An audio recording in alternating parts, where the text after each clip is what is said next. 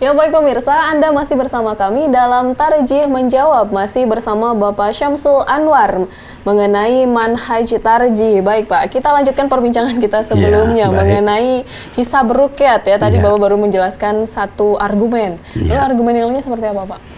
Nah, selain dari argumen keterbatasan ruqyat itu, argumen lain adalah bahwa dengan ruqyat kita tidak bisa membuat kalender, yaitu sistem penanggalan yang menjadwalkan waktu di dalam kalender itu sekurang-kurangnya 1 tahun. Kalau kita buat kalender kan, kalender kita itu kan 1 tahun. 1 tahun. Nah, kalau kita menggunakan ruqyat, ruqyat itu tanggal bulan tertentu baru bisa diketahui H-1. Misalnya besok akan tanggal 1, itu baru diketahui besok tanggal 1 itu sorenya ketika kita melihat hilal, kita lihat kelihatan, oh besok tanggal 1, terus kita lihat tidak terlihat, tanggal 1-nya lusa. Nah, padahal kalender itu harus disusun 1 tahun. Jadi dengan sistem ruqyat itu kita tidak bisa menyusun penanggalan. Padahal fungsi penanggalan itu sangat penting untuk kita dapat membuat perencanaan-perencanaan bagi program hidup kita di masa yang akan datang. Kita akan melakukan apa pada tanggal berapa. Kalau kita tidak punya kepastian tanggal kemuka, maka kita tidak bisa menempatkan program kita sebagaimana mestinya. Jadi oleh karena itu Majelis Tarjih dan Tajdid memutuskan kita bergeser dari ruqyat kepada hisab, karena hisablah yang dapat memberi kepastian tanggal kemuka. Melalui hisab pula kita dapat membuat kalender itu tadi. Ya, jadi dalam pandangan Muhammadiyah melalui putusan-putusan tarjih, ruqyat itu hanya dianggap sebagai sarana saja, bukan ibadah itu sendiri. Oleh karena itu masalah ruqyat itu termasuk masalah muamalat duniawiyah, sehingga dapat mengalami perubahan-perubahan. Jadi sebagai sarana untuk menentukan kapan tanggal 1 itu, tapi sarana yang memiliki keterbatasan. Oleh karena itu dia dapat ditinggalkan dan kita beralih kepada sarana lain yang lebih kuat, yaitu hisab. Jadi oleh karena itu Muhammadiyah menggunakan hisab, tidak menggunakan ruqyat. Nah, jadi begitu seperti Mbak. itu. Ya, ternyata memang banyak sekali ya Pak argumennya seperti itu. Ya. Lalu pertanyaan selanjutnya mengenai prosedur dan teknis mentarjih itu seperti apa Pak? Ya, jadi di dalam manhaj tarjih itu ada komponen-komponen, komponen wawasan, ada komponen sumber, ada komponen metode dan pendekatan. Nah, tadi saya belum menyebutkan komponen sumber. Jadi sumber-sumber ajaran agama dari mana kita menurunkan suatu keputusan, sumber yang pokok itu ada 2. Pertama kitab suci Al-Quran, dan yang kedua sunnah Nabi Muhammad Shallallahu Alaihi Wasallam, yang dalam istilah tarjih disebut as-sunnah al-makbulah, sunnah yang dapat dijadikan hujjah itu. Nah, kemudian ada komponen metode atau prosedur teknis. Prosedur teknis itu artinya metode. Jadi dalam manhaj tarjih itu ada unsur metode. Nah, di dalam metode bertarjih itu ada 2 asumsi. Yang pertama asumsi integralistik. Jadi di dalam proses mengambil keputusan itu kita harus menghadirkan seluruh sumber-sumber dan seluruh data-data yang ada secara komprehensif, dan dengan demikian proses bertarjih itu adalah proses yang integralistik. Tadi saya sudah jelaskan bahwa kita tidak bertarjih ada satu ayat disimpulkan, ada satu hadis diambil kesimpulan, tidak gitu, tapi secara komprehensif. Dan yang kedua asumsi hierarkis. Jadi norma-norma agama itu ada hierarkinya. Di dalam tarjih sudah sangat dikenal sekali. Hierarki itu adalah yang pertama nilai-nilai dasar agama Islam. Yang kedua itu asas-asas umum syariah. Dan yang ketiga itu adalah ketentuan-ketentuan hukum syar'i konkret. Nilai-nilai dasar itu adalah prinsip-prinsip umum agama Islam, seperti keadilan, keterbukaan, kebebasan, kemaslahatan, akhlakul karimah, itu nilai-nilai dasar. Jadi dalam bertarjih itu kita tidak lepas dari itu semua harus dipertimbangkan. Nilai-nilai dasar itu kemudian diturunkan dalam asas-asas umum. Jadi ada prinsip-prinsip, misalnya prinsip la dorora wala diror, tidak ada perbuatan merugikan dan membalas kerugian. Al-masyaqqatu tajlibut taisir, asas kemudahan. Kemudian ada peraturan konkret. Peraturan konkret itu hukum-hukum yang kita lahirkan. Misalnya tadi perempuan boleh jadi pemimpin. Nah, hukum itu didasarkan pada asas. Asasnya adalah hak yang diakui bagi laki-laki dan perempuan untuk dipilih dan memilih. Asas itu diturunkan lagi dari nilai dasar. Nilai dasarnya yaitu adanya persamaan. Nah, itu namanya hierarki norma. Jadi dalam bertarjih itu kita mempertimbangkan hierarki norma. Banyak putusan tarjih, terutama yang akhir-akhir ini, seperti fikih air. Jadi majelis tarjih punya fikih air. Terakhir lagi fikih kebencanaan. Sebelumnya ada fikih tata kelola.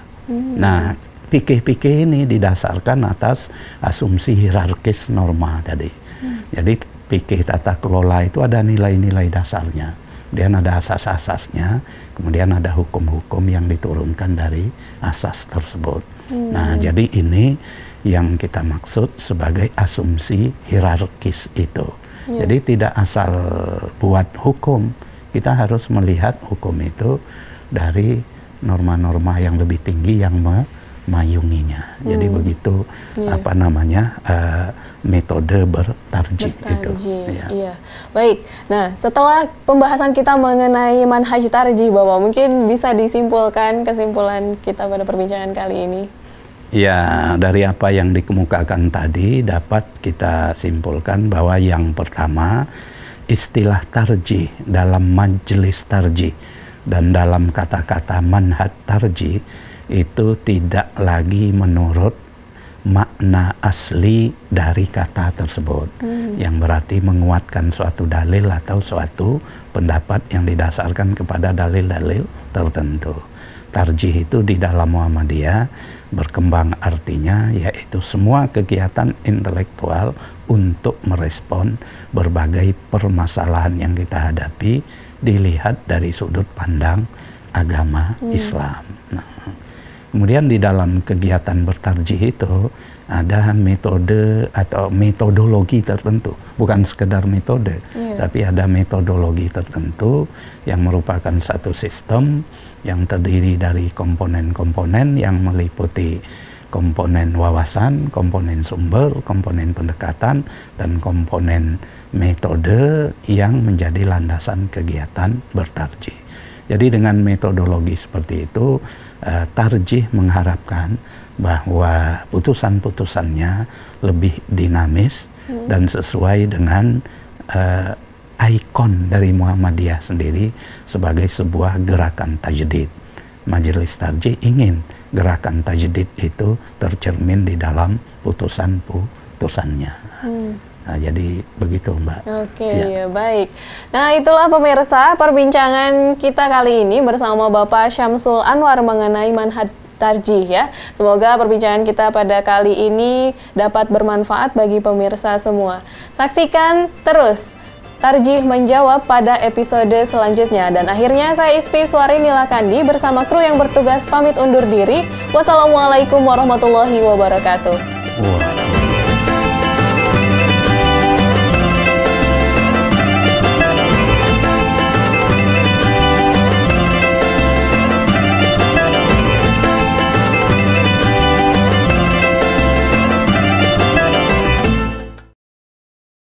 SMA Muhammadiyah II Yogyakarta kini menerima peserta didik baru tahun ajaran 2016-2017. Dilengkapi dengan fasilitas belajar yang memadai, pendidik yang profesional, serta disediakan asrama putri Khadijah.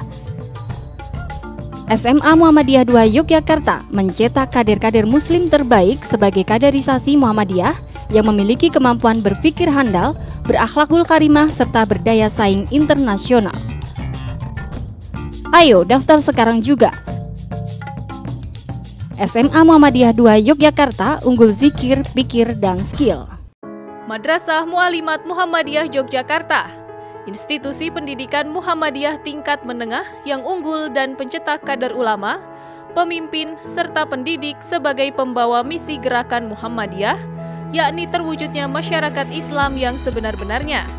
Mari bergabung bersama kami, bersama Madrasah Mu'alimat Muhammadiyah Yogyakarta, untuk menjadi calon pendidik dan pemimpin putri Islam.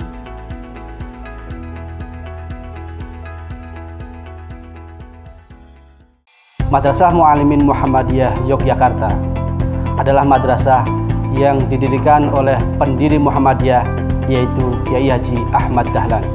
Madrasah Mu'alimin Muhammadiyah adalah sekolah kader persyarikatan Muhammadiyah.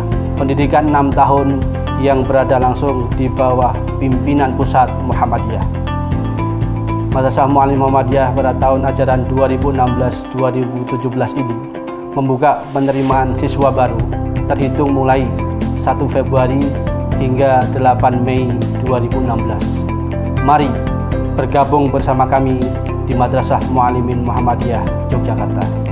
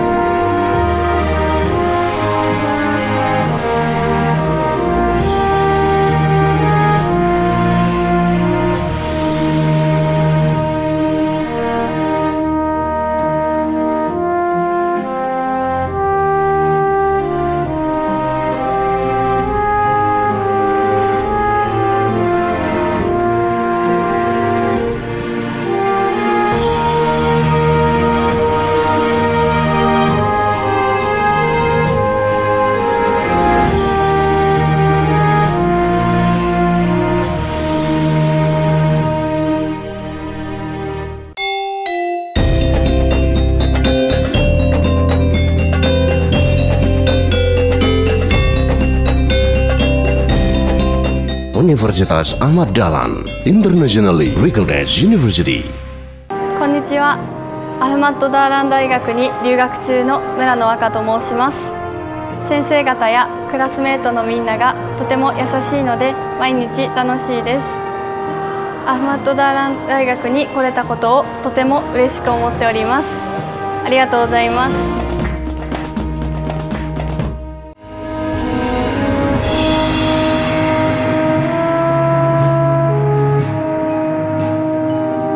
Universitas Ahmad Dahlan adalah perguruan tinggi Muhammadiyah yang unggul dan mampu beradaptasi terhadap perubahan global dan secara berkelanjutan menghasilkan lulusan yang berdaya saing tinggi dan mampu menjaga moral and intellectual integrity dalam kehidupan.